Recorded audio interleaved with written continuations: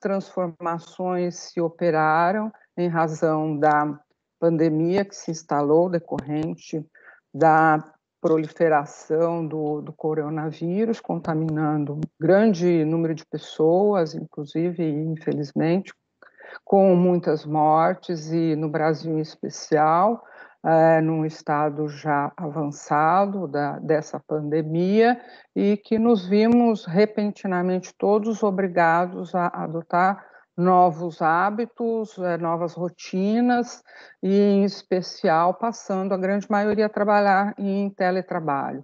Isso ocorreu de uma hora para outra, e vem se estendendo já há algum tempo, e obviamente isso causa grandes transformações na vida das pessoas e também muitas dificuldades de ordem emocional, de ordem até mental, por não dizer algumas vezes. E então, cientes da necessidade de que todos têm um momento de receber orientações, bem-estar psicológico e tudo mais, nós convidamos os três profissionais para falarem um pouco para nós sobre a importância de se ter, neste momento, mecanismos para se trabalhar com a saúde mental, a saúde emocional e com o bem-estar. Então, com essa pequena introdução, eu passo a palavra à doutora Rita Nolasco, mais uma vez agradecendo a gentileza de nos acompanhar e de nos propiciar essa parceria que tem sido uma constante com a Escola de Magistrados, tem rendido muitos frutos. Doutora Rita, por favor. Está sem som, doutora Rita, o microfone. Boa tarde a todos. Eu que agradeço por mais essa oportunidade para estarmos aqui nessa roda de conversa sobre tema tão relevante nos tempos difíceis que estamos vivenciando. Agradeço em especial a desembargadora Terezinha Caserta, diretora da IMAG. Tem sido maravilhosa a nossa parceria de tantos eventos durante esse período. Cumprimento os expositores, doutora Tânia, doutor Igor, doutor Luiz Henrique. É um prazer estar aqui com vocês nessa conversa, nos encontrando e nos conectando, nem que seja virtualmente. Tanto se fala, né, dos impactos do Covid em tantas áreas, né? São tantos desafios que são enfrentados nesse momento, mas dizem que o impacto à saúde mental pode ser o maior de todos eles. Então, realmente é muito relevante e é uma oportunidade maravilhosa para nós termos a oportunidade de estar em contato com esses profissionais que possam nos ajudar e nos auxiliar aí com as suas orientações nesse período que eles dizem, né, que enfrentamos uma epidemia oculta, como eu li em recentes artigos publicados nas mídias sociais. O evento, gostaria de convidar todos os participantes para manterem os microfones desligados, para que não haja interferência no som, para que todos possam aproveitar o evento. Sugiro também que desliguem suas câmeras, para que fiquem ligadas só as câmeras dos palestrantes. Todos poderão participar no chat, fazendo perguntas, questionamentos, e nós vamos acompanhando o chat e no momento oportuno daremos esse tempo para as respostas. Tá bom? Muito obrigada. Devolvo a palavra para a doutora Terezinha. Muito obrigada, doutora Rita. Estamos recebendo hoje ilustres palestrantes, profissionais de alta competência na área da saúde emocional e saúde mental. Eu os agradeço imensamente pelo que eu costumo chamar de doação de tempo, porque contribuem com as nossas escolas graciosamente, trazendo ao nosso público a oportunidade de ter essa fala importante e extremamente imprescindível, na verdade, neste momento. Então, nós temos conosco o Dr. Igor Andrade Kizovny, que é psiquiatra com especialização em clínica médica pela Beneficência Portuguesa de São Paulo e em psiquiatria da infância e da adolescência pela Santa Casa de Misericórdia do Rio de Janeiro e em medicina integrativa pelo Hospital Albert Einstein.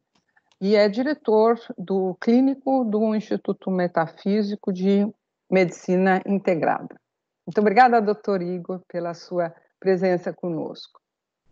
Temos também conosco o doutor Luiz Henrique do Amaral e Silva, que é psicólogo e psicanalista, formado em psicologia pela USP, mestre e doutor em psicologia pela mesma universidade, professor universitário e atua no campo de saúde mental, acolhimento e convívio para jovens com quadros de psicose e autismo.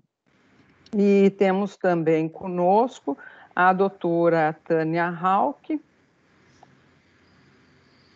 que é psicóloga clínica, especialista em terapia cognitivo-comportamental e terapia do esquema, professora em pós-graduação em oncologia ginecológica pelo Instituto de Ensino do Sírio-Libanês e especialista em transtornos de ansiedade, síndrome do pânico e depressão. Nós vamos, então, iniciar com uma breve fala dos nossos palestrantes, a quem eu peço que nos fale um pouco sobre o isolamento social que estamos vivendo e o que isso pode ocasionar às pessoas. Vamos iniciar, então, com a doutora Tânia Hauck. Doutora Tânia está sem microfone. Agora sim, né? Boa tarde a todos. Primeiramente, eu quero agradecer o convite muito honroso de participar dessa roda de conversa, um tema muito importante e emergente nesse momento, onde as questões emocionais elas estão totalmente absorvidas pela situação sem referência, né, experiência sem referência que nós estamos vivendo, que é a era Covid, um tempo que tudo muda, os hábitos mudaram, a rotina mudou, e o impacto emocional é muito grande em várias áreas da vida, não é? Então, na família, no trabalho, nas questões internas, as emoções que afloram e muitas vezes a gente não consegue lidar. Então, eu quero realmente agradecer o convite em nome da doutora Terezinha Caserta e da doutora Rita Nolasco e poder participar e contribuir um pouquinho para a gente falar, né, de todos esses sentimentos e como é que a gente pode lidar. Agora eu gostaria de ouvir o doutor Igor. Olá, pessoal, muito boa tarde. Agradeço a participação de todos e o convite especial da doutora Terezinha. É realmente uma época, um momento muito difícil que a gente está passando e, infelizmente, a gente já tem uma outra pandemia dentro da pandemia do Covid-19, que são aí os transtornos mentais e emocionais, as dificuldades realmente em seguir com uma vida funcional diante de tantos obstáculos. Então, diante disso, realmente esse é um momento muito importante para a gente discutir e ouvir um pouco a participação das pessoas e entender como que a gente pode aí endereçar algumas dicas para que a gente consiga passar por isso de uma forma melhor. É com você, doutora Terezinha. Muito obrigada, doutor Igor. Doutor Luiz Henrique, o que falam para nós? Bom, obrigado pelo convite, pela possibilidade de estar com vocês aqui. Eu acho que a gente está vivendo um desafio tanto no âmbito individual, em cada um de nós, nas famílias também, mas também um desafio como civilização, né? Os fundamentos do existir pessoal e coletivos, eles estão sendo postos à prova e ameaçados em diferentes níveis, né? Tanto físicos, em termos de saúde, em termos sanitários, mas também em termos de saúde mental, né? Os desafios são para para as famílias, desafios em termos emocionais, mas também desafios enquanto comunidade geral, enquanto pacto social, em termos de a possibilidade de nós formarmos uma comunidade de destino, digamos assim, para enfrentar essa situação tão adversa. E aí a gente pode conversar um pouco sobre esse entrelaçamento entre os impactos individuais, sociais, familiares, né? E como pensar possíveis modalidades de resposta a esses sofrimentos, né? Estamos todos aprendendo ainda, né? Ninguém aqui, acho que talvez tenha a última palavra para ensinar como viver diante de uma situação de crise, mas a gente pode pensar junto. Eu acho que isso já é uma via de possibilidade de cuidado. Muito obrigada, doutor Luiz. Doutora Tânia, por favor.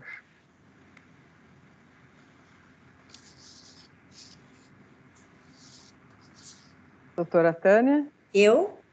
Sim. A senhora está sem imagem? Consegue nos colocar a sua imagem? Vocês estão me vendo? Não, por hora não, mas vamos continuar tentando.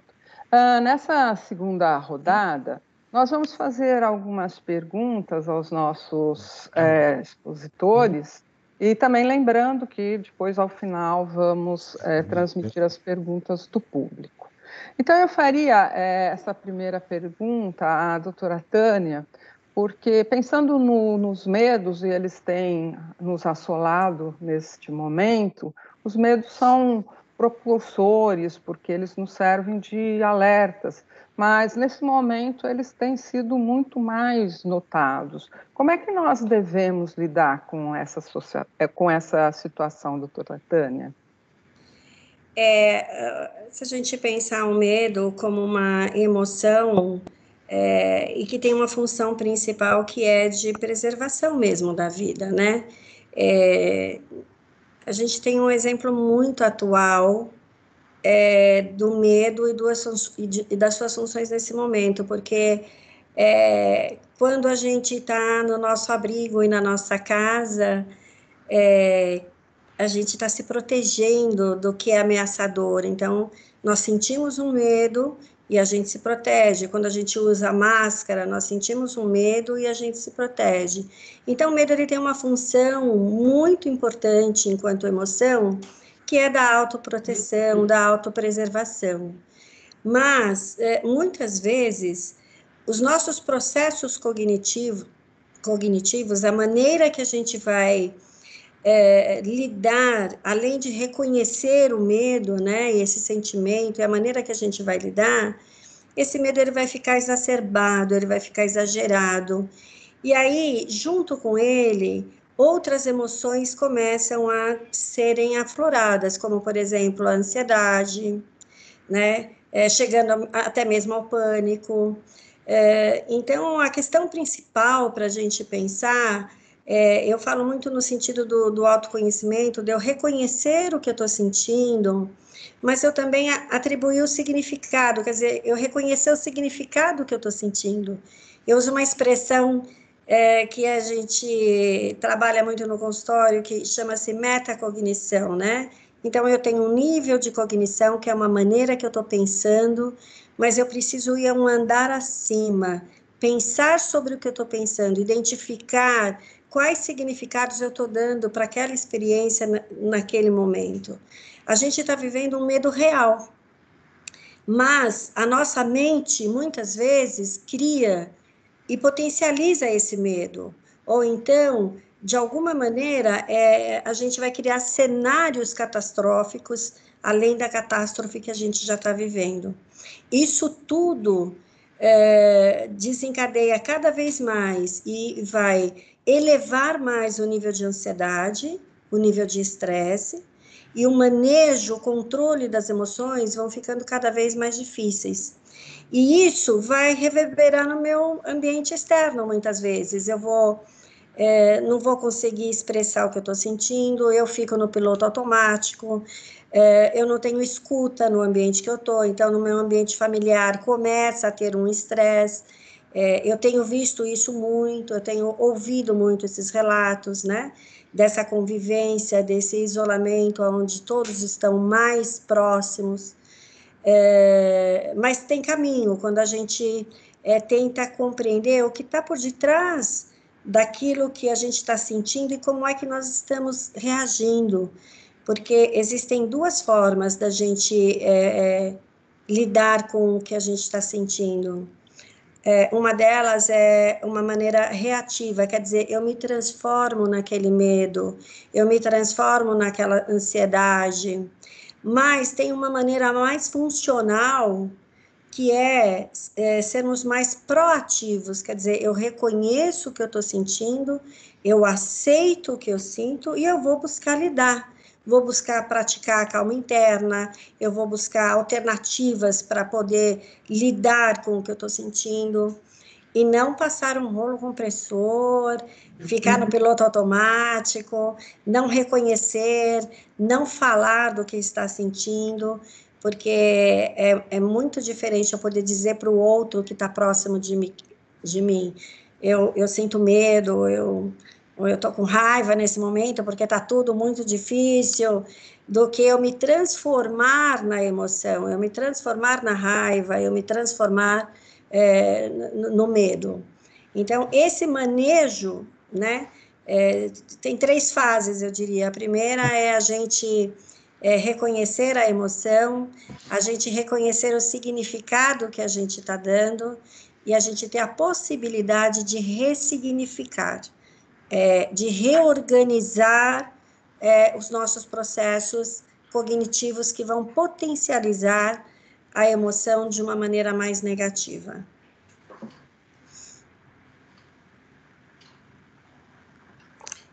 Doutora Rita, poderia nos encaminhar também uma pergunta?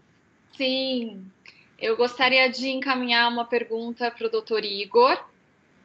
Como que é a visão da psiquiatria sobre os circuitos de autocobrança?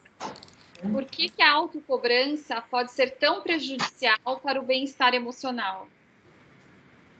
Olá, pessoal. Então, a gente sabe que a cobrança ela é um combustível para que a gente consiga se mover, para que a gente consiga alcançar novos locais, novas conquistas.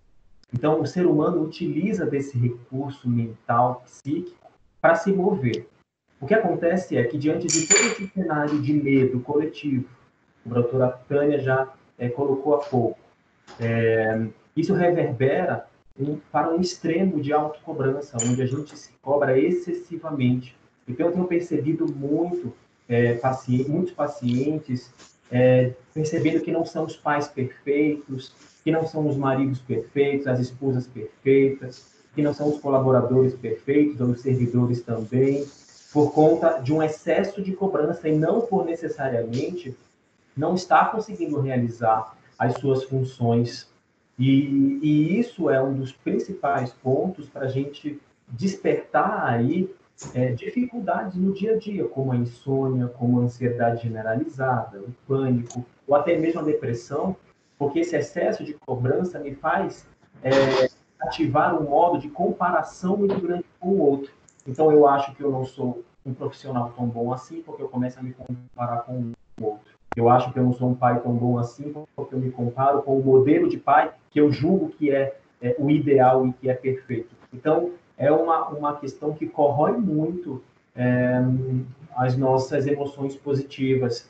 E o que a gente fala para ir de contraponto a isso é a questão da flexibilização e da autocompaixão. A autocompaixão ela é um excelente antídoto para que a gente lide com esses momentos onde a gente acha que a gente está fazendo tudo errado, onde a gente não está fazendo nada certo, que está todo mundo de olho na gente e a gente também de olho na gente.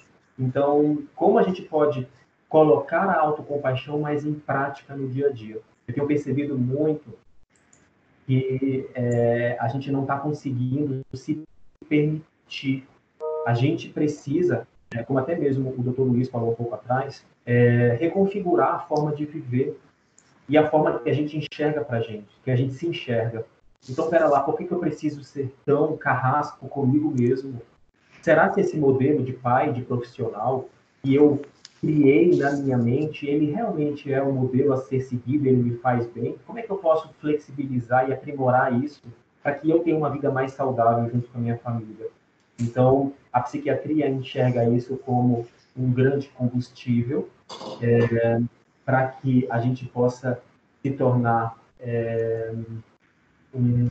seres melhores, seres humanos melhores, mas a dosagem dessa autocobrança precisa ser muito bem estabelecida, doutora Rita.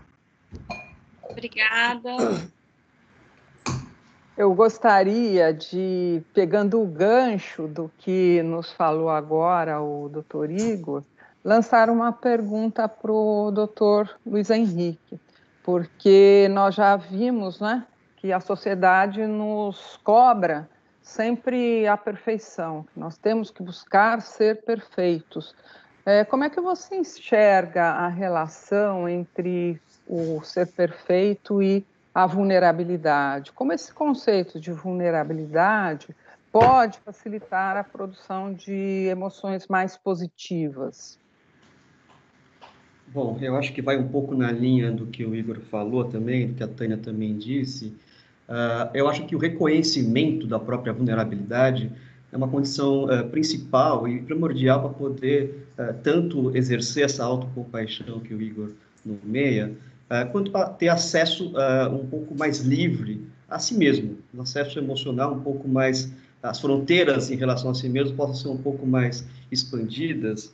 E isso é um ponto importante porque é a partir daí, a partir da capacidade de reconhecer-se como alguém que não consegue cumprir as exigências profissionais, pessoais, familiares, esses ideais que são colocados quase de maneira a nos esmagar no dia a dia, é que a gente é capaz de exercer também uma ação ou uma sensibilidade solidária com os outros também.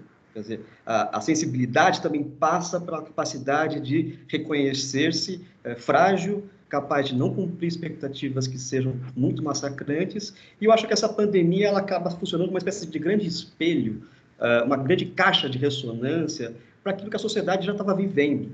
Né? Há um filósofo coreano que dá aula na Alemanha, Ben-Chul Han, que ele dizia que a gente vive uma espécie de sociedade do cansaço. Né? Então, as síndromes de burnout, né? As depressões, tudo aquilo que acaba funcionando como uma espécie de exigência de performance o tempo todo, ser pai, ser mãe, ser juiz, ser terapeuta, seja qual o papel social, a performance que é exigida, isso está levando a uma espécie de esgotamento. E essa pandemia apenas escancara isso e amplifica isso, talvez, uma magnitude muito maior. Né? O que as pessoas estão sentindo e as reações possíveis entre as depressões, né? É também um tipo de reação que a gente fala em psicanálise, que é a negação da própria fragilidade, a negação da própria vulnerabilidade, a negação que exista algo aí que nos ameaça também. Eu posso também ter atitudes heróicas e sair pela rua aí como se fosse uma espécie de super-herói, achando que eu não vou ser contaminado, eu não vou contaminar ninguém, que são mecanismos de defesa também primitivos e radicais, mas que também geram um impacto de mutilação emocional também. Então, se a gente não entra em contato com a gente, é mais difícil entrar em contato com os outros também.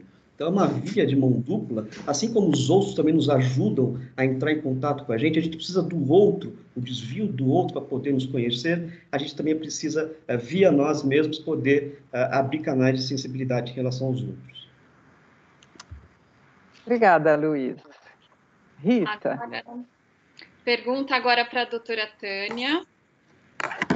Doutora Tânia, como os padrões de comportamento mais inflexíveis podem impactar negativamente nesse cenário que estamos vivenciando e como nós podemos ter atitudes mais flexíveis, principalmente nesse momento agora de isolamento, de tanta cobrança que nós temos tido? Acho que está desligado o microfone.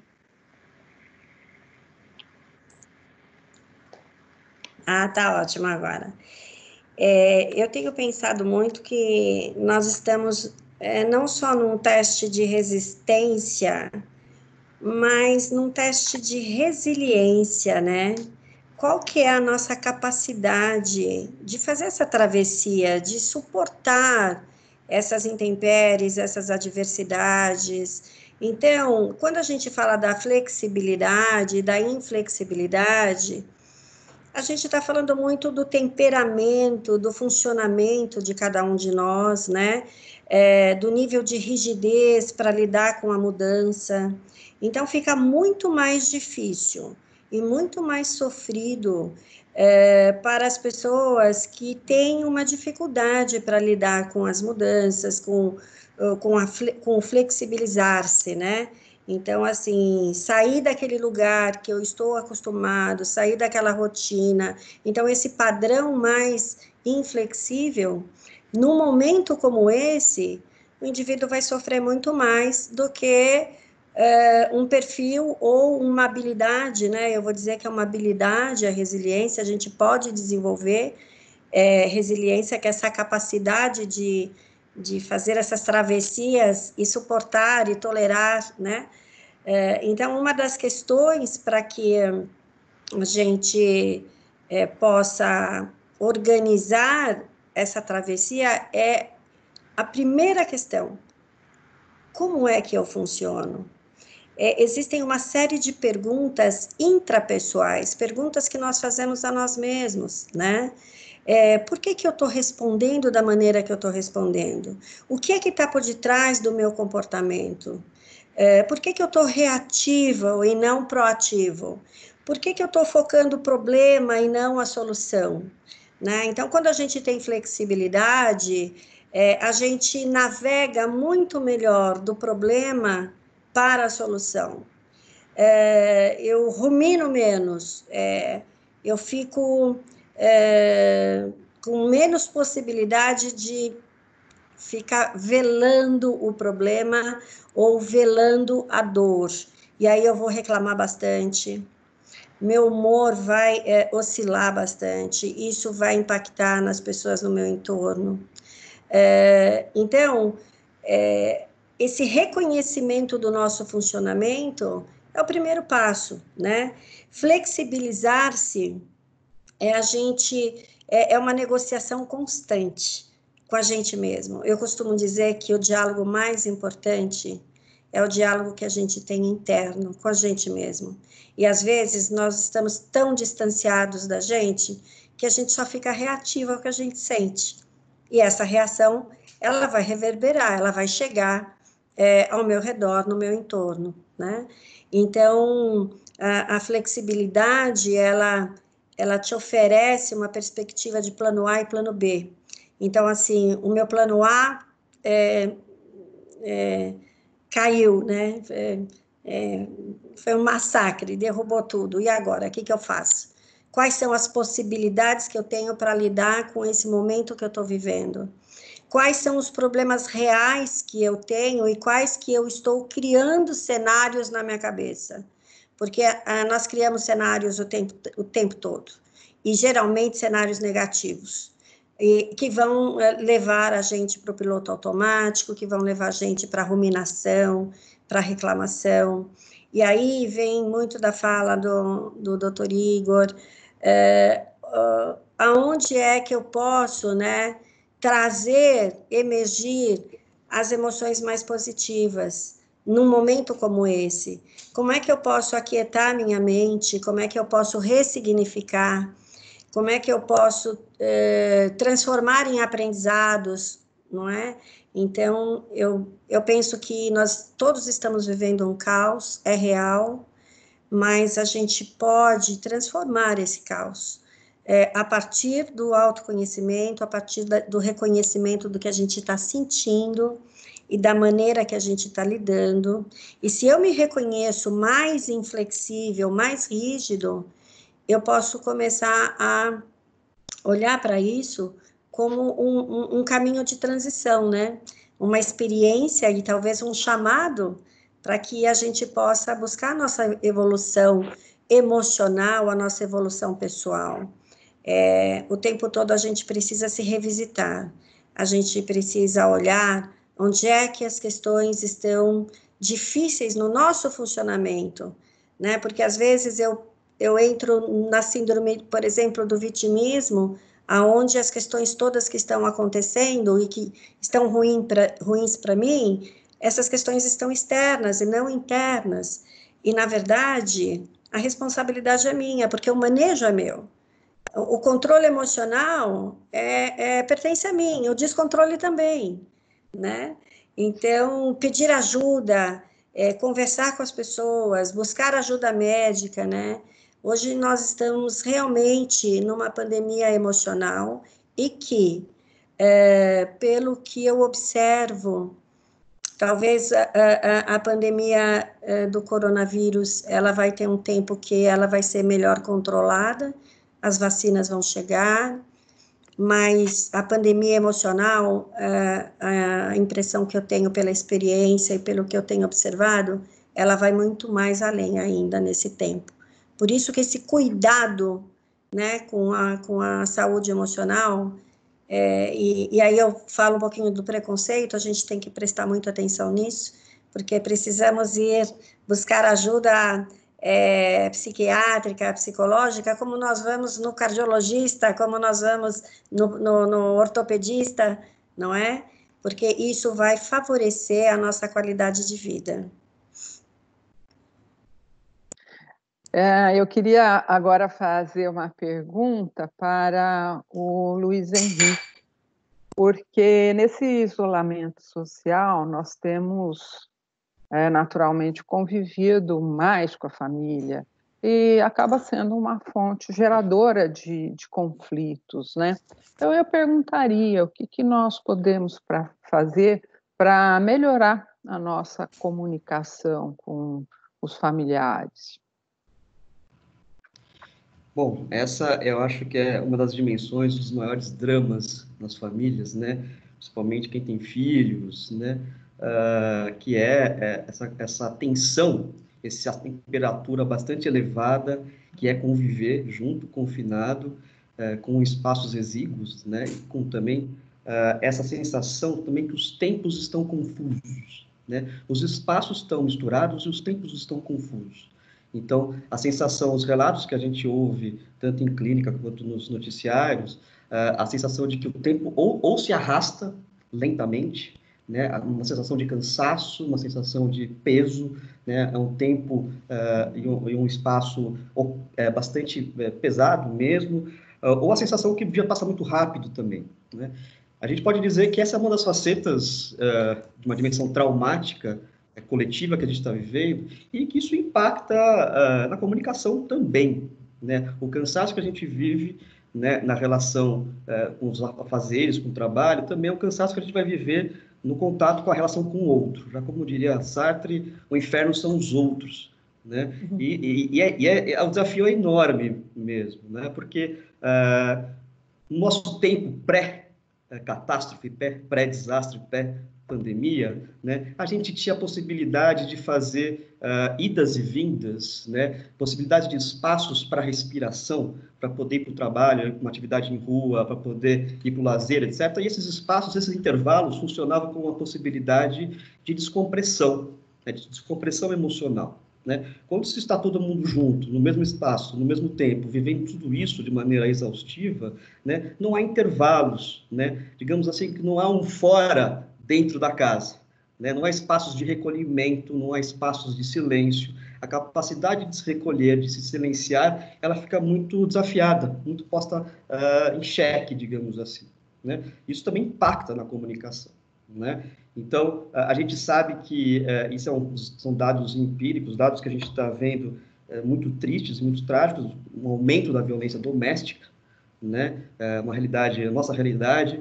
Também essa pandemia escancara isso, ela escancara também a distribuição desigual de papéis, em termos de gênero. Então, ainda cabe à mulher, à mãe, um número maior de atividades, um número maior de tarefas. O homem está tendo que aprender de maneira quase pueril, digamos assim, muito ainda engateando, a como lidar com tudo isso, né? E é um desafio também para o masculino nesse sentido, para esse papel do masculino, né? Desse papel social do masculino. Então, como melhorar a comunicação? Eu acho que a gente pode, de alguma maneira, exercer algo que a gente fala em psicoterapia como uma escuta ativa. Né? Escuta ativa não é uma só escuta passiva, é poder buscar o outro de maneira intencional, com atenção, e poder exercer aí as diferentes sensibilidades que a gente tem. E a gente escuta com o corpo, a gente escuta com os olhos, a gente escuta com os ouvidos, é verdade. né? Mas ter esse feeling, esse tato para poder buscar o outro aonde ele está, seja no silêncio dele, seja no excesso de barulho que ele faz por reações impulsivas, por raiva, por estresse, né? Essa sensibilidade é quase uma sensibilidade de terapeuta que todo mundo vai ter que desenvolver, digamos assim, no dia a dia. Por isso que o recurso às diferentes modalidades de terapia pode ajudar, né? Se escutar e escutar o outro é um treino de sensibilidade nesse sentido, né? Poder escutar o outro aonde ele está, poder nomear os afetos, né? É algo que eu tenho ouvido pouco se falar hoje, mas a gente tem essa imagem das crianças, né, de quem tem filhos, né, a casa pegando fogo, os filhos enlouquecendo os pais enlouquecendo os filhos, né? O infanticídio vem como fantasia, digamos assim, o parricídio também, etc. Né? Essa temperatura elevada, né? Por exemplo, na minha leitura, é que algo que a gente não percebe é que os filhos também estão aterrorizados com tudo isso. Os filhos também estão vivendo uma incapacidade, uma dificuldade de assimilar o que está acontecendo no entorno também, né? E isso exacerba os ruídos de comunicação em casa, né? Não é só manha, não é só pirraça, embora também exista isso. Também há terror, terror sem nome, né? Agonias que não encontram representação, possibilidade de expressão, né?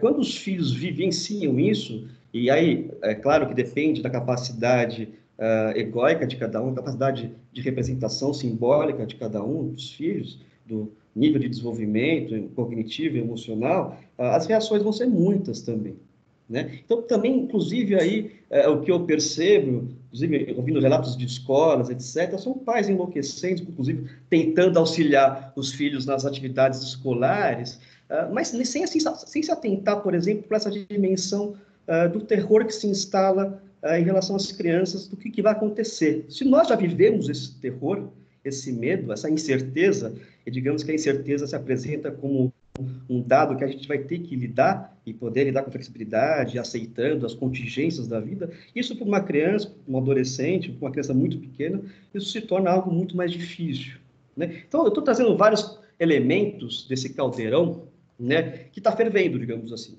né? Os hábitos, as rotinas, por isso que a gente fala tanto em hábitos de retomar as rotinas, de retomar os hábitos, poder criar marcadores espaciais e temporais que nos auxiliem a organizar o dia, organizar a noite, etc. Isso melhora a comunicação também, mas a rotina também faz com que, de alguma maneira, a gente apazigue um pouco esses terrores, esses medos, né? A rotina tem essa função de uma espécie de uma tampa de panela, né? Ela permite com que a gente esqueça de muitas coisas no dia a dia. Só que a gente está vivendo uma situação em que a confiança no mundo, a confiança na economia, a confiança na própria condição corporal, a condição dos outros, né, isso está tudo colocado em risco, e esse caldeirão ferve. Isso impacta na comunicação também. Então, o exercício da empatia, o exercício esse treino de poder escutar o outro, inclusive escutar o outro dentro de si, como a Tânia falou, como é que eu reajo diante da reação da minha esposa, do meu marido, do meu filho? Quem eu sou quando ele se aproxima de mim? Eu sou alguém enfurecido? Eu sou alguém que sinto raiva, que olho de uma maneira pensando que a criança está se vitimizando, fazendo birra ou não. Se eu consigo deslocar também o olhar para diferentes perspectivas. Esse treino de olhar sobre diferentes perspectivas é um treino de sensibilidade, é um treino de percepção, é um treino que aumenta os canais de comunicação também. Obrigada, Luiz. A doutora Rita estava sem conexão. Não sei se já... Voltei. Então, por favor, doutora Rita, sua pergunta agora ao doutor Igor. Tive um probleminha aqui técnico, mas já deu certo. Doutor Igor, eu gostaria de pedir algumas dicas práticas sobre o autocuidado emocional, especialmente nesse período, a importância de mantermos a rotina. Gostaria de algumas dicas práticas. Perfeito. Como o Luiz estava comentando, os tempos estão amassados, a gente está tendo dificuldade de separar o que é lazer, o que é trabalho, o que é o momento com a família, o que é a nossa privacidade também dentro de casa. Então, tudo isso atropela o nosso relógio biológico e a nossa rotina. o nosso organismo, o nosso corpo como um todo, ele foi criado de uma maneira muito sistemática e para estabelecer rotinas, rotinas de alimentação, de sono, de despertar, de funcionar. Então, a gente precisa, mesmo diante de todas essas dificuldades que a gente está tendo em gerenciar o tempo, tomar um fôlego, sentar um pouquinho e organizar uma rotina que seja mais fácil para eu cumprir. Não é hora, gente, de colocar tarefas que parecem, nesse momento, super difíceis de serem alcançadas. A ideia é micropassos. Então, se eu tenho, por exemplo, que estudar, eu estou tendo dificuldade de sentar para estudar, com falta de concentração, porque a louça está cheia, porque o filho está chamando, eu tenho que ajudar na tarefa. Então, eu vou, em vez de colocar 5 horas de estudo por dia, eu vou colocar 30 minutos inicialmente. Eu vou me permitir me adaptar de maneiras homeopáticas às rotinas que me fazem bem. As pessoas têm alterado muito o horário de trabalho, porque ao estar em casa, acreditam que estão ali disponíveis para trabalhar a qualquer momento, e não é assim. Isso acaba também invertendo o horário. Tem muita gente trabalhando de madrugada e que, na verdade, o horário habitual é no período diurno. Então, a gente precisa lembrar sempre como que o nosso organismo funcionava antes dessa pandemia e tentar trazer um pouco mais próximo do funcionamento que a gente já tinha registrado.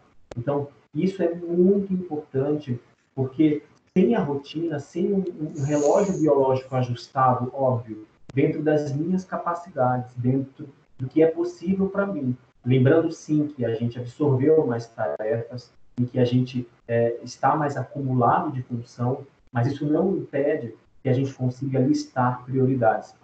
O que eu falo bastante é da gente procrastinar aquilo que nos faz mal. O ser humano está tão acostumado a procrastinar, a empurrar com a barriga aquilo que não quer, aquilo que incomoda, aquilo que está difícil. Mas o curioso é que quando a gente quer algo que normalmente não faz tão bem assim a gente não procrastina nada, a gente vai lá e faz na mesma hora.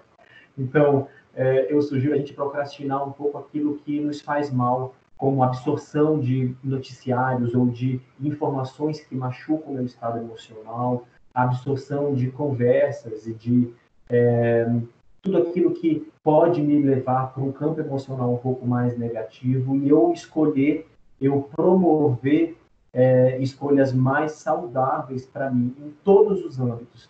No âmbito físico, mental, emocional, em torno da alimentação, de alguma atividade física, enfim, todos os setores para que a gente consiga ter uma vida um pouco mais saudável, doutora Rita. Obrigada, doutor Igor. O seu vídeo está desligado, só para avisar. Tá.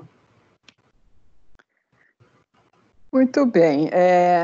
Concluída essa primeira rodada de perguntas, agora nós vamos passar às perguntas do nosso público. Já chegaram algumas, mas eu vou me permitir começar com uma especial aqui para mim e para o Luiz Henrique. É da nossa querida Fefe, que faz aniversário hoje, sobrinha do Luiz, a minha afilhada, filha da nossa querida Márcia. Ela pergunta, ela é uma adolescente para mais, e ela pergunta: eu estou a fim de um cara, eu gosto mesmo dele ou é só carência nesses tempos de isolamento social? Primeiro, um grande beijo para minha sobrinha, que eu amo muito, né? Um feliz aniversário para ela. A primeira coisa que eu diria se for carência ou desejo, tanto faz. É possível abraçar os dois, é possível reconhecer a própria carência em momentos de penúria emocional, inclusive, de afastamento social, de distanciamento social e emocional, mas também a possibilidade de fazer ligações, aí eu vou retomar um termo do Freud, que é a noção de eros. Eros é aquilo que liga, né? O desejo é eros, desejo é aquilo que nos coloca em movimento na vida, aquilo que faz com que a gente almeje alguma coisa, queira alguém, seja lá o que for. Então, em tempos onde que isso está, digamos assim, quase apagado, né, por conta desses múltiplos excessos que a gente está vivendo, retomar uma possibilidade de prazer, de amar, de gostar, seja no campo romântico, seja no campo das amizades, dos laços sociais, é fundamental. Eu diria que são os mecanismos de cura para poder lidar com tudo isso, além de outros mecanismos culturais, a arte, mas o prazer de maneira geral, a possibilidade de sentir prazer. O prazer é um antídoto para o mal-estar na civilização. O Freud já dizia isso, né? A possibilidade de criar, de simbolizar, de amar, de ter relações, né? E tudo isso está sendo posto em xeque também hoje. Quer dizer, a gente sabe, a gente está se falando muito que todos nós estamos submetidos a uma espécie de trabalho de luto constante. São vários tipos de luto, né? São vários tipos de perdas, né? Perda do mundo como a gente viveu, como a gente conhecia até então, perda do contato próximo com as pessoas que a gente ama, perda do contato com os lugares simbólicos que a gente gostava de visitar, que a gente tinha uma relação afetiva. Eu tenho saudade dos bares que eu ia, né? Que eu tinha um vínculo muito importante com esses bares. Será que eles existirão depois disso ainda? Então, a gente é submetido a uma série de trabalhos de luto e como o nome diz, dá trabalho, digamos assim, né? E a gente está, e virão mais, né, de certa forma. Então, a possibilidade de sustentar esses laços. Eu faço reuniões semanais com meus amigos aos finais de semana via a plataforma Zoom, né? Para mim é uma espécie de refresco, é um grande refresco para esse cansaço, é quase um cansaço do existir que a gente está vivendo, porque a gente não só sente uma nostalgia do passado, aquilo que foi um dia e que talvez já não está sendo mais, e também a gente nostalgia do futuro também, futuros que a gente sonhava e que talvez a gente tenha que fazer lutos também em relação a esse futuro. Mas eu diria uma outra coisa, a gente está sentindo nostalgia do presente. Há uma espécie de grande distância da gente com nós mesmos, com aquilo que a gente gosta. Então, no começo da pandemia, não era incomum as pessoas falarem, nossa, eu vou ler um monte de livros, tem uma biblioteca inteira para poder ler, vou ver séries, maratonas de séries, etc. E muitas pessoas não conseguem fazer isso, né? A gente ouve muito esse relato de que é uma espécie de grande intervalo, né? Que está sendo bastante difícil de atravessar por conta de todo esse peso traumático que a gente está vivendo. E aí a possibilidade do amor, ele ajuda nessa travessia. Ele é um barco para poder a gente enfrentar esse rio caudaloso, digamos assim. Eu vou aproveitar, vou fazer duas perguntas para o doutor Igor, que a gente pegou aqui no chat. Doutor Igor, se conseguir ligar seu vídeo novamente, as perguntas são: como a volta à normalidade, como lidar com a mudança do estado de sentir-se protegido, que a gente acaba se sentindo mais protegido nesse período de quarentena, para os sentimentos de fragilidade e insegurança com a exposição externa. Emendando uma outra pergunta relacionada, pós a quarentena, quando retornarmos às atividades, ao trabalho, quais as sugestões para lidar com as pessoas hipocondríacas ou excessivamente assustadas com a nova realidade de convívio social?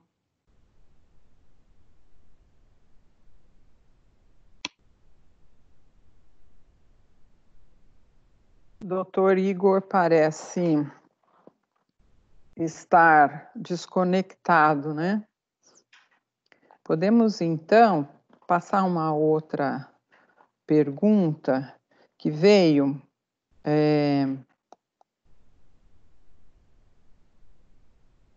para a doutora Tânia. É a Vera que fez essa pergunta. A pandemia exige que estejamos bem informados para enfrentá-la, mas o noticiário tem inevitavelmente um viés negativo e alarmista. Como nos informar sem nos estressar? Quando a informação pode ser excessiva e nociva?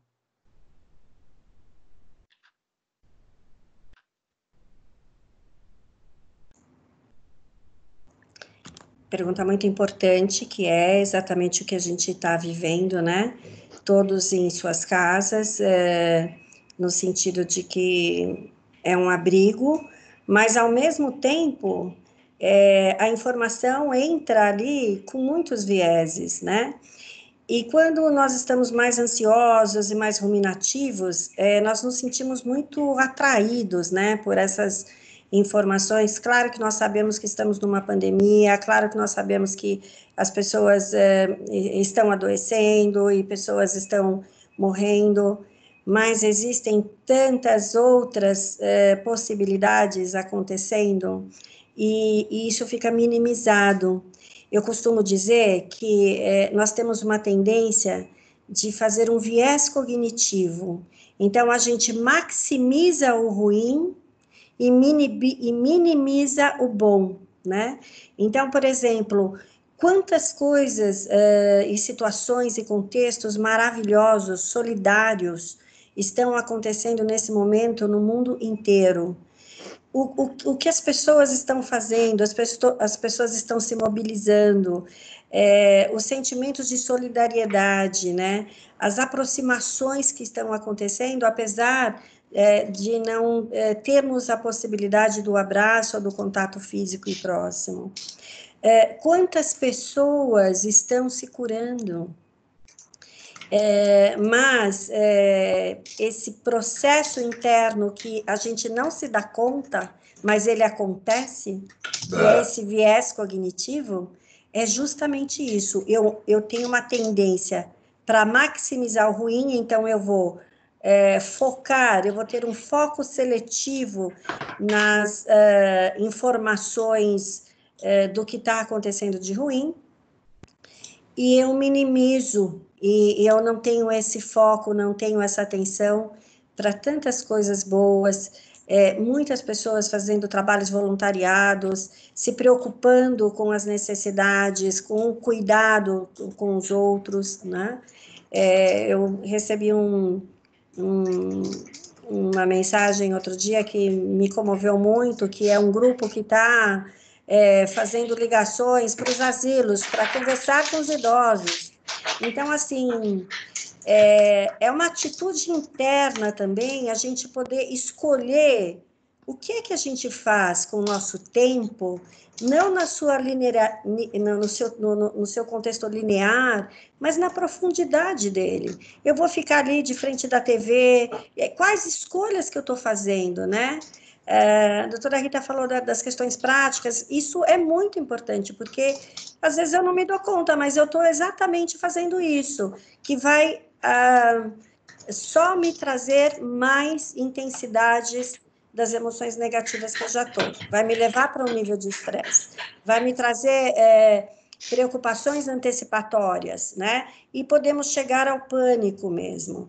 Então, fazer escolhas, né? Como é que eu escolho na profundidade do tempo do meu dia as ações, aquilo que eu vou fazer, aquilo que eu quero escutar. Claro que nós precisamos de informações, mas a gente precisa prestar atenção se nós não estamos reféns deste funcionamento interno nosso por uma necessidade desse foco seletivo no ruim que nos apavora, que nos assusta e que reverbera o medo, né? Energeticamente, o medo fica muito mais potencializado. Então, buscar meditações, tem lives de muitos profissionais hoje, trazendo muitas orientações, ouvir música, ter contato com a arte, porque a arte é curativa, a arte é terapêutica, né? Então, ter descobertas, às vezes, pela correria da minha vida, eu não me dava conta que eu tinha uma afinidade com um determinado aspecto ou área da arte. E se nós podemos encontrar algo de bom nesse caos, e é nele que nós precisamos nos apegar, não é? Todo o caos traz uma oportunidade de crescimento, de aprendizado. Então, como é que eu estou aproveitando a profundidade do meu tempo?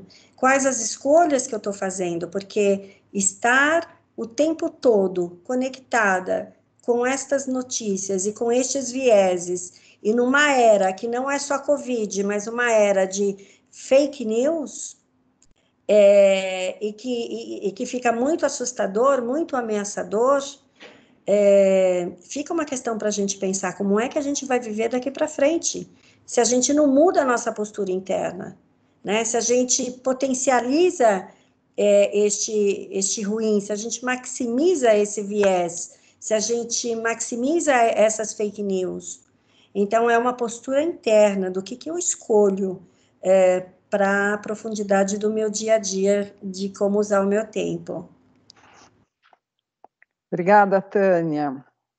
Parece que ainda estamos com algum problema de conexão com o Dr. Igor. Estamos tentando retomar, mas vamos aqui seguindo. Eu faria, então, uma pergunta para o Luiz Henrique. Em tempos de isolamento social, isso tem preocupado muito as pessoas. Tanto o ganho quanto a perda excessiva de peso, e acho que mais o ganho, podem indicar alterações emocionais. Quais as sugestões para a pessoa que apresenta esse comportamento e para os seus familiares? Eu acho que cada pessoa reage de uma maneira diante dessa situação de crise, faz uso de diferentes formas para satisfazer, seja seus desejos, suas necessidades fisiológicas, seja para tamponar suas angústias, acalmar suas angústias, né? É claro que o comportamento compulsivo alimentar é uma maneira de tampar um grande buraco ou, digamos assim, acalmar, digamos assim, né? Há diferentes tipos de adicções, não precisa ser só comida.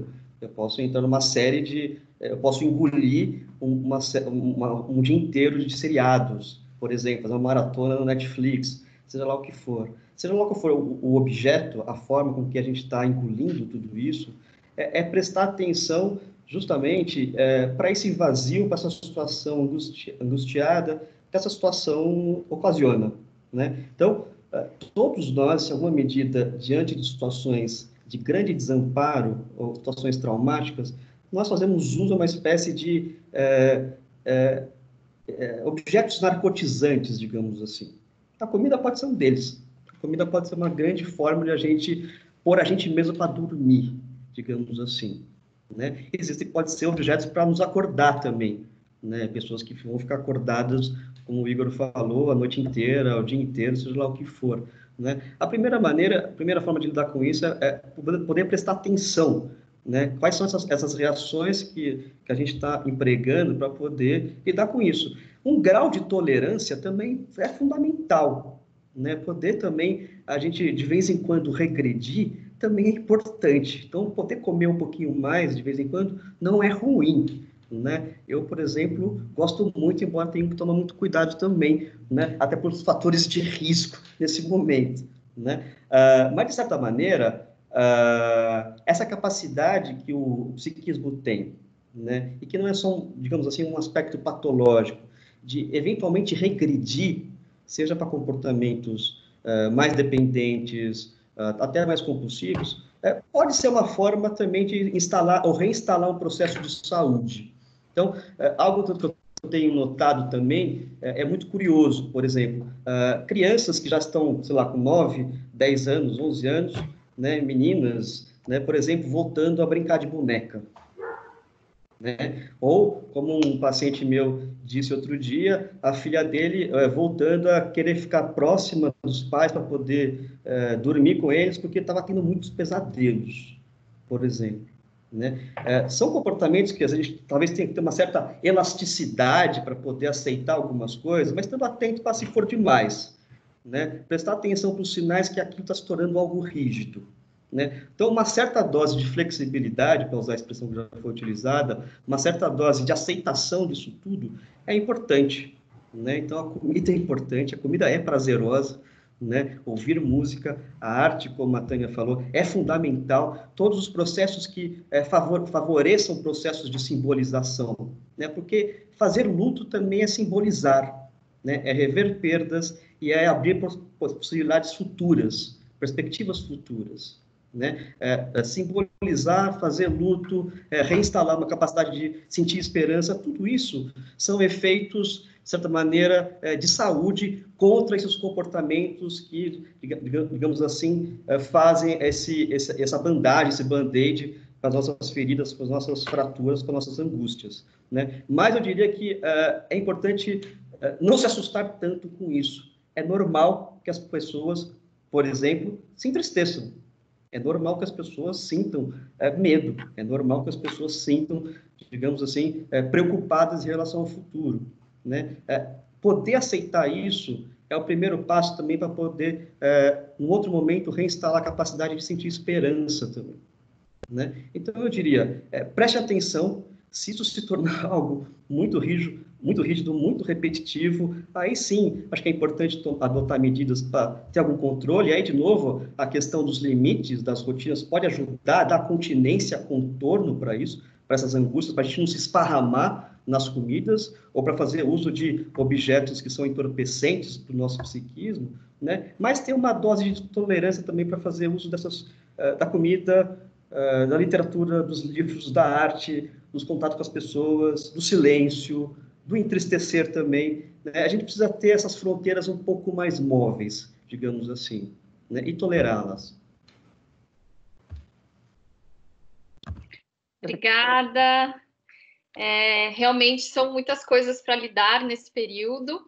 E as pessoas já começam a se preocupar com a volta, né? Tem várias perguntas aqui que a gente tem visto, que as pessoas preocupadas com o retorno ao trabalho, como vai ser. Então, eu queria passar a pergunta para a doutora Tânia. Doutora Tânia, a Vera, por exemplo, ela está preocupada com a volta à normalidade, de não se sentir protegida, né? Porque, de qualquer forma, a quarentena, o isolamento faz com que a gente se sinta mais protegido, né? Como que vai ser lidar com a insegurança, com a fragilidade quando a gente voltar ao trabalho? Eu vou aproveitar e fazer algumas perguntas aqui. O Newton, ele também está preocupado com o retorno ao trabalho e ele queria sugestões para lidar com as pessoas hipocondríacas ou excessivamente assustadas com a nova realidade de convívio social. E no mesmo sentido, a Juliana também está preocupada com a volta ao trabalho, com a relação, não só com a relação da convivência social, mas ela também está muito preocupada com a produtividade, porque ela acha que existe uma expectativa de que as pessoas produzam mais agora também com a volta ao trabalho e ela está ansiosa. Então, gostaria de ouvir aí as orientações da doutora Tânia.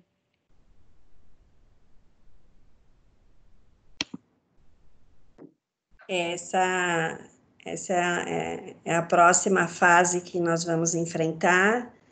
Certamente é um processo, é uma transição, não é? Não todos muito amedrontados, com o convívio social e com as incertezas de como será, né? Porque parece que aquele cenário e aquele mundo e aquele universo, aquele ambiente social, mesmo no ambiente de trabalho, parece que mudou. Inicialmente foi retirado, né? Nós nos isolamos em nossos abrigos, em nossas casas, e é onde nós nos sentimos protegidos, mas a partir de agora se começa a pensar na volta ao trabalho, a pensar no coletivo, nas relações, né? Vamos lidar muito com pessoas que vão estar mais estáveis emocionalmente, mas possivelmente a gente vai ter colegas ao nosso lado que não vão estar estáveis emocionalmente. E nós vamos precisar da compaixão, a gente vai precisar da empatia, né? A gente calçar os sapatos do outro, a gente tentar entender a ansiedade ou até mesmo o pânico que o outro, de alguma maneira, pode expressar no seu ambiente profissional.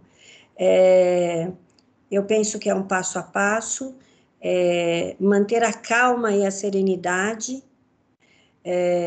se sentir seguro na medida que todas as medidas de segurança para esse retorno coletivo sejam providenciadas, né, com muito cuidado, isso pelos governantes, pelas empresas. Então, esse cuidado do contato e nesse processo transitório, porque é uma transição. Pode ser que daqui a algum tempo, a gente não sabe qual e em quanto tempo, nós não sentiremos mais essa sensação de ameaça, porque é isso que nos traz a vulnerabilidade, a sensação de ameaça.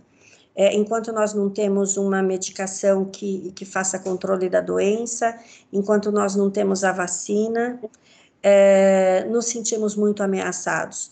O contato com a possibilidade da morte, não só a nossa, mas das pessoas que são importantes, dos nossos pais, dos nossos avós, das pessoas idosas, nós estamos vivendo um momento hoje de muita vulnerabilidade. E por isso, né, emocionalmente, nós estamos adoecendo. Essa pandemia emocional, e muitas vezes, veladamente, silenciosamente. As pessoas estão adoecendo, e esse adoecimento, como uma ferida que a gente tem no nosso corpo, e que se a gente não cuida e a gente não olha, isso aumenta. Essa doença, essa ferida, de alguma maneira, pode trazer uma infecção para o meu organismo. Emocionalmente também, se eu não olho, se eu não cuido, se eu não busco ajuda, se eu não me sinto confortável para falar do que está me doendo ou do que está me trazendo um sofrimento emocional, a tendência é aumentar. Então, no ambiente coletivo, a gente poder expressar o que a gente sente, a gente poder falar do que a gente sente, é um caminho de estabilidade, de controle, de alívio, não é? E também é uma habilidade importante que a gente desenvolva, mas que é olhar para as necessidades do outro que está do meu lado muitas vezes, que está precisando, porque está se sentindo muito mais ameaçado, está se sentindo muito mais instável, emocionalmente falando. Então, novamente eu digo que a empatia é um valor e é uma prática muito importante agora. Estamos todos juntos. Apesar de estarmos isolados em nossas casas, vivemos as mesmas dores, os mesmos medos, os mesmos conflitos, né?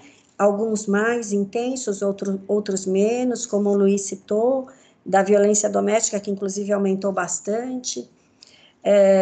Então, é um caminho novo que nós vamos descobrir novas formas de estarmos novamente juntos num ambiente coletivo, seja ele um ambiente de trabalho, né, seja ele numa reunião familiar, que envolve toda a família, seja ele num evento de arte, são descobertas. Nós estamos em tempos de descobertas.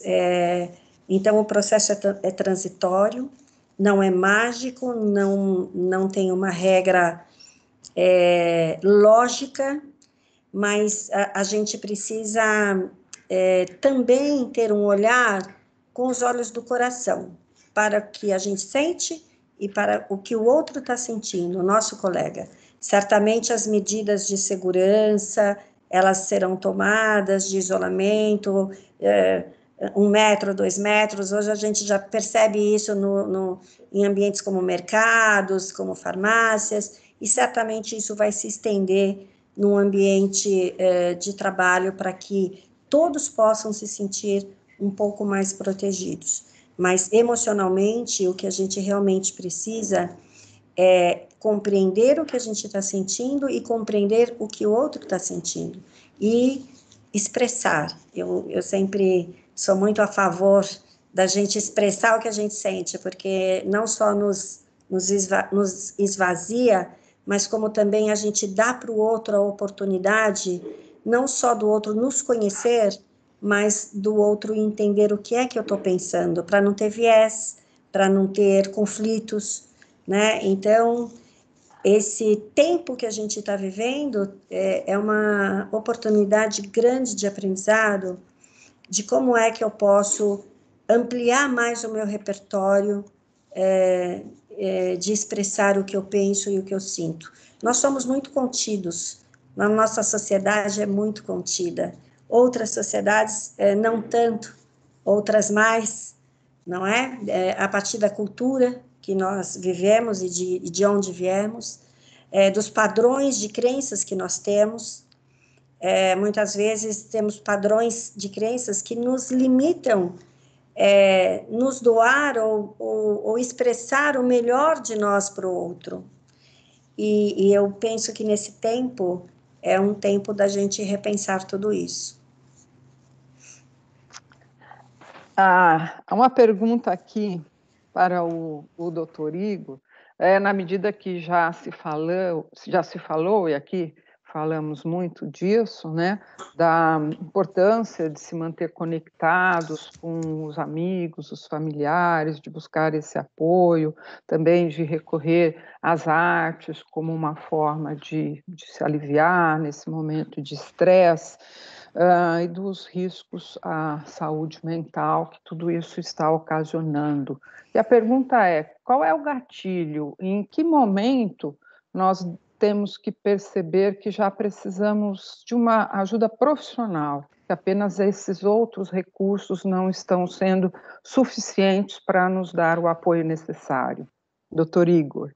Perfeito. É uma excelente pergunta, porque a gente pode perceber quando a nossa vida, algum setor dele, está mostrando algum sinal de disfuncionalidade. Quando eu tenho a minha capacidade já de organização, eu tento fazer isso sozinho ou com a ajuda de familiares, pessoas que estão junto a mim, com as minhas leituras, com as minhas reflexões, com as minhas conversas internas, como a Tânia colocou muito bem. E mesmo assim, setores da nossa vida se desorganizam. Por exemplo, a insônia é um dos primeiros gatilhos que a gente se observa e onde está tendo realmente um desgaste emocional maior. Então, as pessoas estão dormindo com uma qualidade mais inferior, e isso, obviamente, repercute durante todo o funcionamento do dia, com mais irritabilidade, com mais mal-estar, e até mesmo por uma preferência por uma dieta mais rica em carboidratos, em gorduras, em açúcares, até mesmo em bebida alcoólica. Então, o sono é um gatilho primordial para a gente perceber, um termômetro para a gente perceber como que a nossa saúde está indo, e se a gente realmente mostra sinais com algumas compulsões, onde a gente não consegue sozinho dar o limite, qual que é a quantidade suficiente para mim, qual é o aporte necessário de energia, de alimento, por exemplo, que eu preciso. Então, eu vejo que esses dois termômetros são muito importantes, e a manifestação de irritabilidade. Muitas vezes a gente nota a ansiedade e até mesmo a depressão pela irritabilidade, e não necessariamente pela tristeza, pela falta puramente da energia. Então, eu pontuaria insônia, irritabilidade e compulsão para a gente entender melhor esse funcionamento, doutora. Rita? Oi, estou aqui. Você tem alguma pergunta a mais aí do nosso público? Então, tem mais duas perguntas. A doutora Renata Lotufo pergunta a todos o que acontecerá quando os sentimentos forem reunidos num ambiente coletivo. E aí também tem uma outra pergunta do doutor Márcio, se é possível afirmar que ao final podemos concluir que existiu um lado positivo, psicologicamente falando, nesse período de isolamento, nesse período de quarentena. Aí a doutora Terezinha passa a palavra aí para os palestrantes, conforme ela está aqui. Vamos fazer o seguinte, então, Luiz pode nos responder esta pergunta do Márcio, e depois os três respondem a pergunta final, para nós irmos nos encaminhando, porque até já passamos da hora, mas o bate-papo está bom, então vamos lá. A pergunta do Márcio é? Pergunta do Márcio é se, ao final, nós teremos um lado bom, psicologicamente falando, o lado bom que se tirará dessa quarentena. Eu acho que sim, né? Eu tento a ser um tanto otimista, apesar da minha formação freudiana, né? De poder enxergar princípios de esperança, mesmo em situações de crise, ou inclusive em situações de crise, né? Acho que um primeiro aspecto o que a pandemia ocasionou foi essa grande desaceleração que uniu a todos no mundo, tem um efeito unificador reflexivo, global, né? Acho que isso está trazendo também muitos desafios. Há um mal-estar que é secular, que vem de outros tempos, transgeracional, que a gente também está herdando também aí, a questão também da distribuição de riquezas, as desigualdades sociais, a questão do racismo, como a gente está vendo agora, né? Esses tipos de violências, eles pipocam, eles irrompem nessas situações de crise com muito mais voz, digamos assim, né? E a gente tem que lidar com isso também. Isso está colocando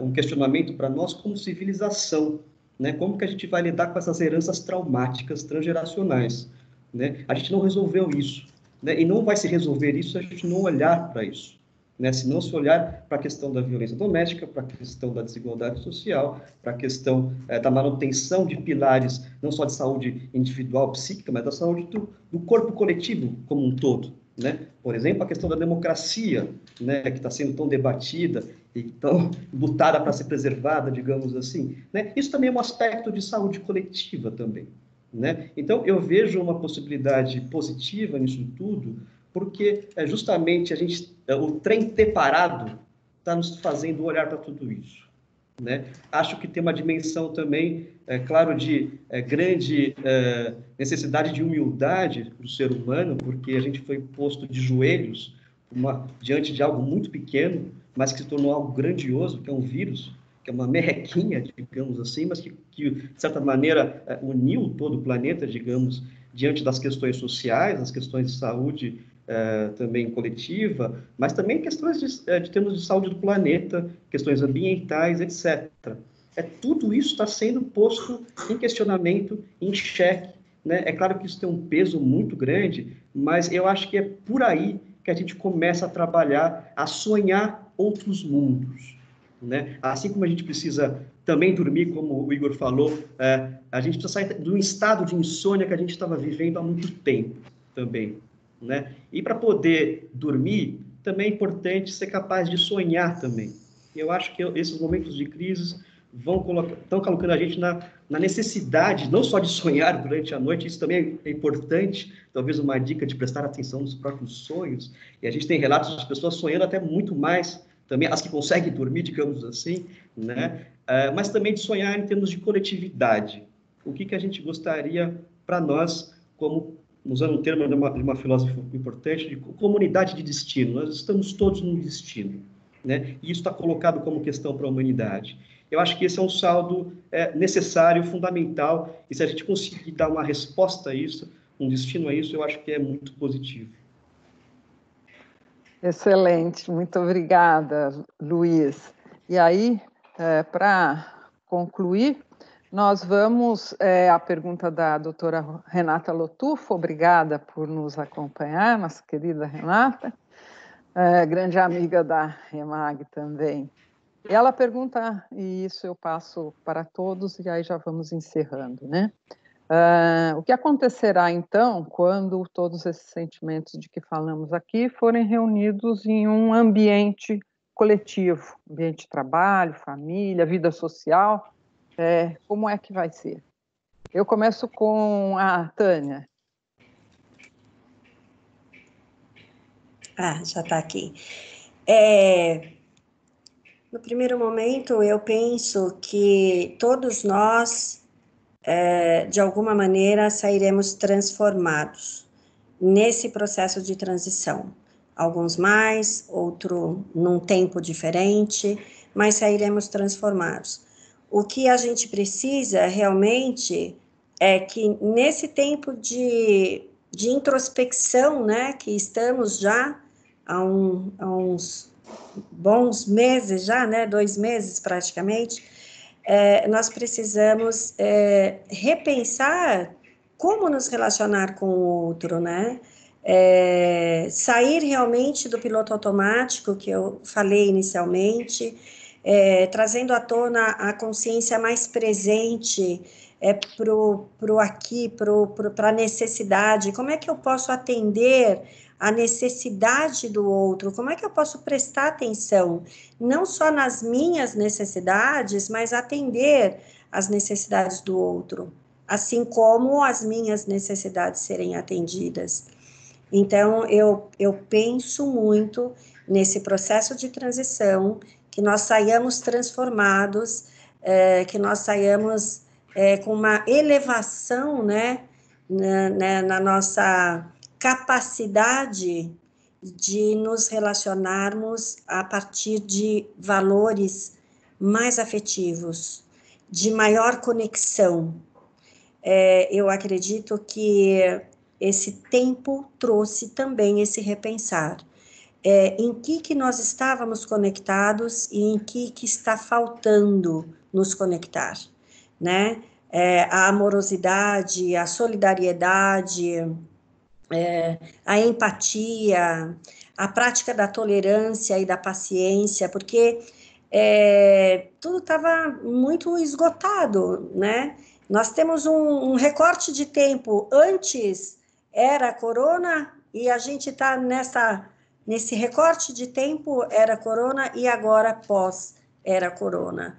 Eu tenho uma convicção que essa mudança ela vai acontecer também através de uma transição em processo, onde esses valores, eles precisam vir à tona, eles devem vir à tona, e é uma responsabilidade pessoal de cada um de nós buscarmos a nossa evolução, e a nossa evolução, ela é física, ela é psíquica, e ela é espiritual também. E são, independente do contexto religioso, eu trago a espiritualidade como a prática do bem, né? A prática da bondade, a prática da empatia, a prática de bons valores. E eu entendo que a nossa sociedade e o mundo, né, em todos os países, eu tenho visto movimentos, ações, atitudes solidárias que me fazem pensar e acreditar que nós sairemos transformados e para melhor em nossas relações. É isso que eu entendo. Obrigada, Tânia. Rita, havia uma outra pergunta, você gostaria de endereçá-la, que chegou agora e é interessante, da Ana Paula? Da Ana Paula. Ela pergunta para todos os palestrantes, ela coloca essa questão para considerações, que ela tem vários momentos de ansiedade, e ela acha que isso está ligado à necessidade de querer ter um controle, de querer ter uma previsibilidade, né? E a gente tem tantos imprevistos aí que estamos enfrentando diariamente, que a gente tem que ir se adaptando. Então, seria assim, para finalizar, né, doutora Terezinha, que o tempo já está... Vamos encerrar, né? Algumas dicas aí para controle, então, de ansiedade, né, das emoções. E essa questão da necessidade de controle, de previsibilidade da vida, né? O Luiz podia começar, não? Pode ser. Bom, vou trazer um paradoxo, né? A gente está falando muito de ter controle emocional, e ela colocou bem a ansiedade, né? E às vezes provocando comportamentos de excesso de controle. O que eu diria é abrir mão de um certo controle, porque justamente essa pandemia está nos colocando, está nos ensinando que a gente não tem tanto controle assim da nossa vida também. Embora nós tenhamos projetos, esperanças, expectativas, desejos, e aí como sujeitos é importante que a gente assuma responsabilidades, tem uma grande margem da vida que é não ter controle e poder aceitar isso e lidar com isso, né? Eu brinquei no começo, né, que ninguém pode ensinar o outro como viver, né? Então também aqui eu me vejo numa situação difícil de como ensinar a viver também, porque a gente está meio que sempre correndo atrás da vida, do aprendizado da vida. A vida sempre chega antes, digamos assim, né? A gente tenta correr atrás, e aí uma espécie de abertura serena para a incerteza, eu acho que é importante, vai ser fundamental nesses momentos, cada vez mais, a capacidade de tolerar a incerteza.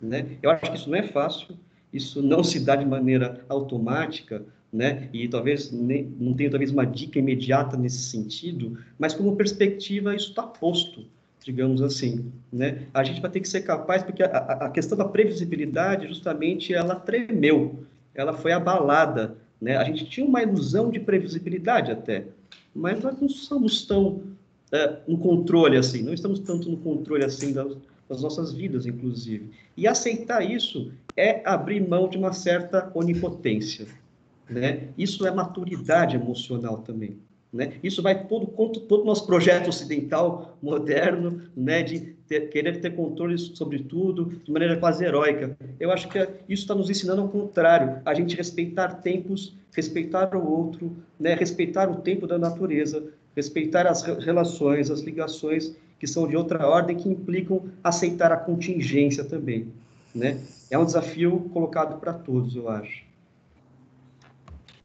Obrigada, Luiz. Então, agora já para encerrar sobre isso tudo, gostaríamos de ouvir o Dr. Igor. Pessoal, acho que para fechar o ponto, eu fecharia com poucas palavras, a gente colocar realmente em prática a questão da vulnerabilidade, sabe por quê? Porque tem gente que está trancada dentro de casa, já ia 70 dias e está se contaminando também. A gente não é blindado, a gente não tem um controle absoluto de tudo. Então, é muito mais fácil eu me colocar como vulnerável e eu estar com a minha consciência aberta, com toda a minha clareza mental em funcionamento, para que eu consiga tomar as melhores ações, buscar os melhores recursos daquilo que faz bem a mim. Então, eu acho que a gente trazendo essa parte de que a gente, sim, é vulnerável, a gente, na verdade, fica muito mais forte. E os medos, eles diminuem muito mais, e é o que a gente está tentando mais trabalhar, é a nossa relação aí com os nossos medos. Agradeço a participação e é com você, doutora Terezinha. Então, nós já avançamos bastante no horário e eu, portanto, vou agradecer a presença, a participação, a colaboração, a riqueza das falas e das sugestões, das reflexões que os nossos queridos Tânia, Luiz e Igor trouxeram e que certamente foram muito valiosos para todos nós que estamos enfrentando esse momento difícil, que podemos enfrentá-los sozinhos, mas podemos fazer uma opção melhor, enfrentar com o apoio dos amigos, dos familiares e dos profissionais. Então veio essa fala para que nós fiquemos alertas. E a EMAG agradece muito a presença de todos, dos que nos acompanharam, da Escola da Advocacia da União, da doutora Rita, nessa parceria sempre muito profícua.